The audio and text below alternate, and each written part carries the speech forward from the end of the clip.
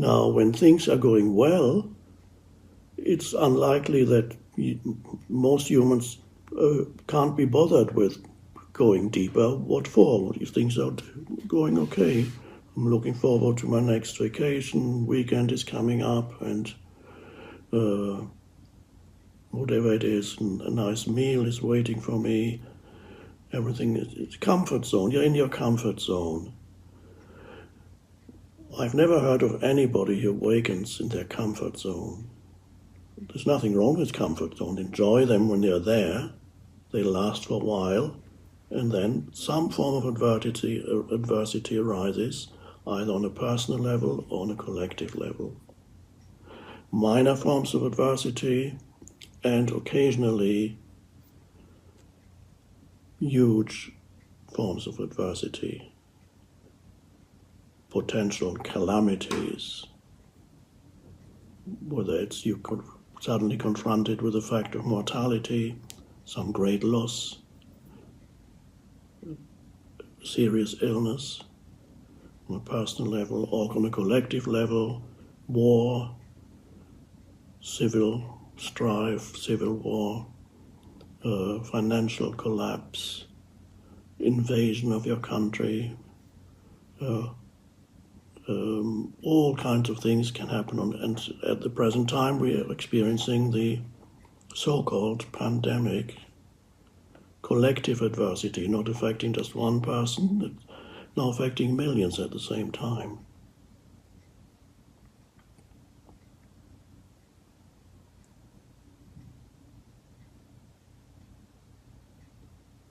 And this is an invitation to go deeper, because if you don't, you suffer unnecessarily.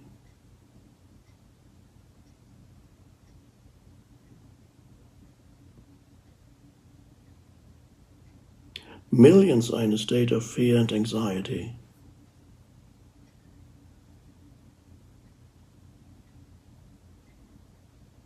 But use this as an opportunity to either awaken out of the mind-identified state of consciousness that continuously projects itself into the future, that you have no control over. It is never present. This mind-identified state of consciousness, it's the house built on the sand, or it's an opportunity to come to this realization that you are much deeper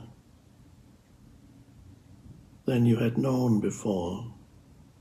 You are forced to go deeper because you can't stand the suffering anymore, the unhappiness or whatever you want to call it, the anxiety.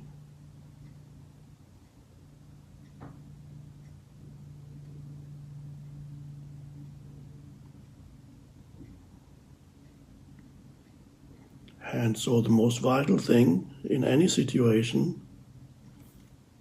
is the state of consciousness with which you meet the situation.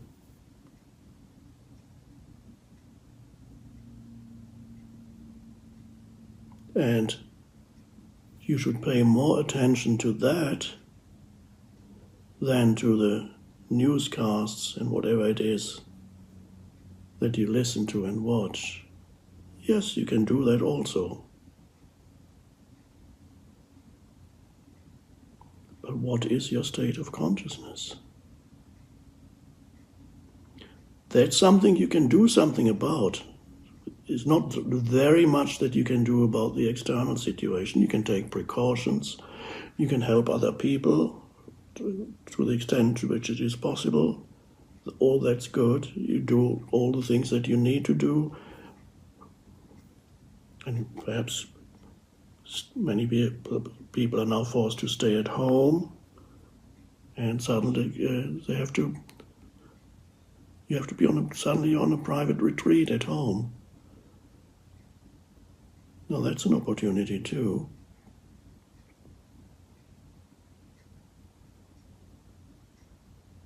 So use this precious time that is here, because it is part of the awakening consciousness of humanity. It seems almost paradoxical to say that something that on the surface looks very negative and looks like an obstacle to the well-being of humanity, and yes, it's an obstacle to the well-being of humanity on a purely physical level, perhaps temporarily, yes, but something that looks like an obstacle from a conventional point of view is actually an opportunity for you to awaken to a deeper, or you could say higher, level of consciousness.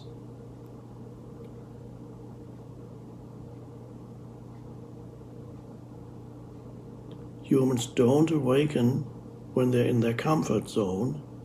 They awaken when they are taken out of their comfort zone.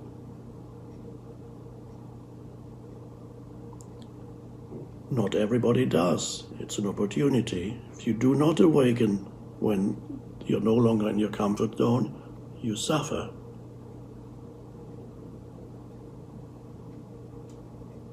You're unhappy, you're anxious, you're fearful.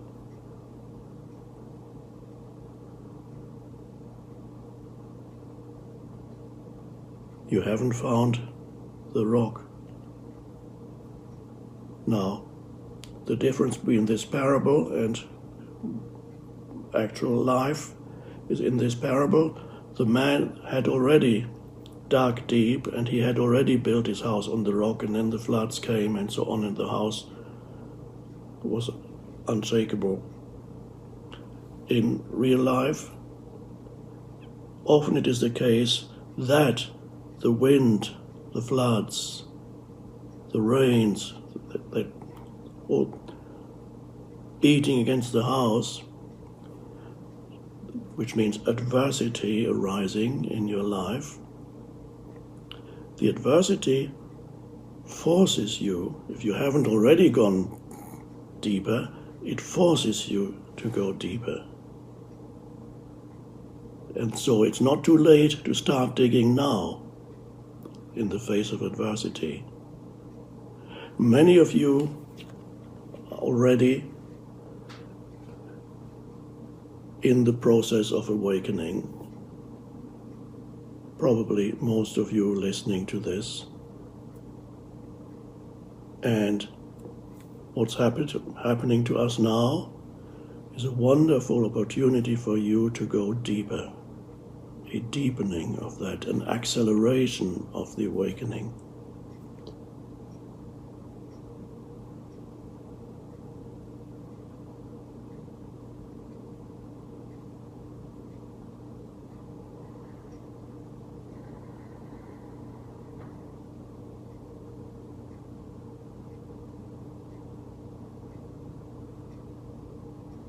So as much as possible, especially whenever you feel yourself drifting off into a fearful state of consciousness and a fearful emotional state, whenever you realize that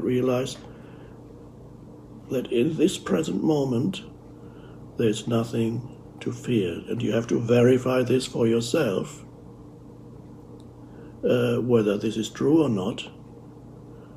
When you fear something, it's of some imagined future moment. Am I going to catch this disease? Am I going to die? Is a loved one going to catch it? Is a loved one, my child, my parent, are they going to die? You imagine it, it could happen. But right now it's not happening.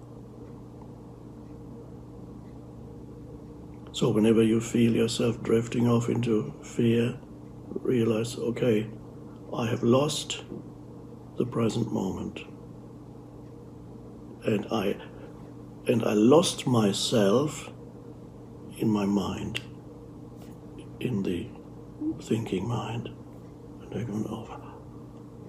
then the emotion reflects that mind activity.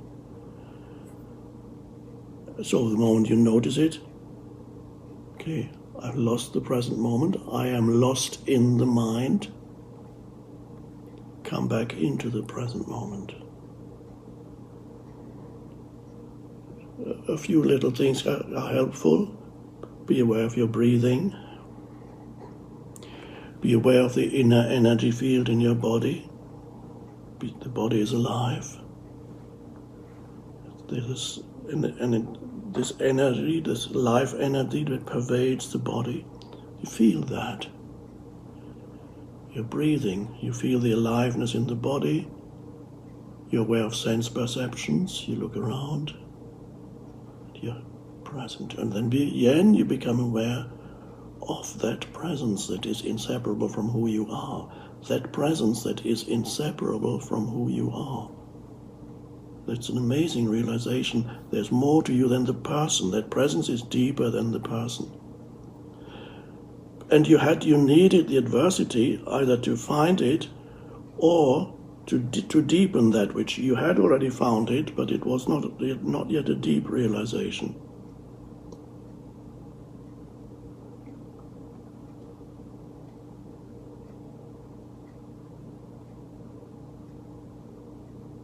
So,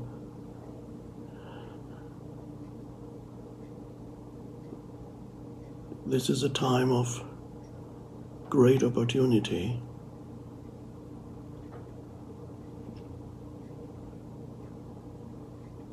Use it. Don't waste it. There's a saying that goes, when the ego weeps for what it has lost, the spirit rejoices for what it has found. So what looks bad on the surface has an essential function.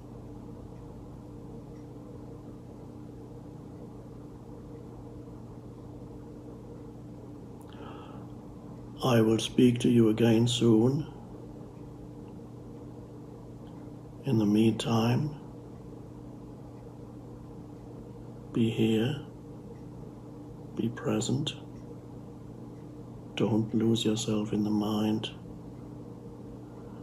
Don't lose yourself in fear.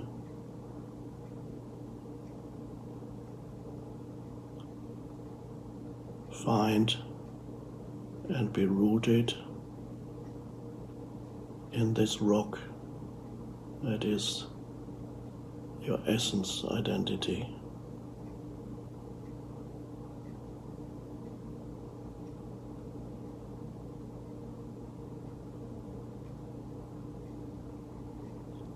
Thank you.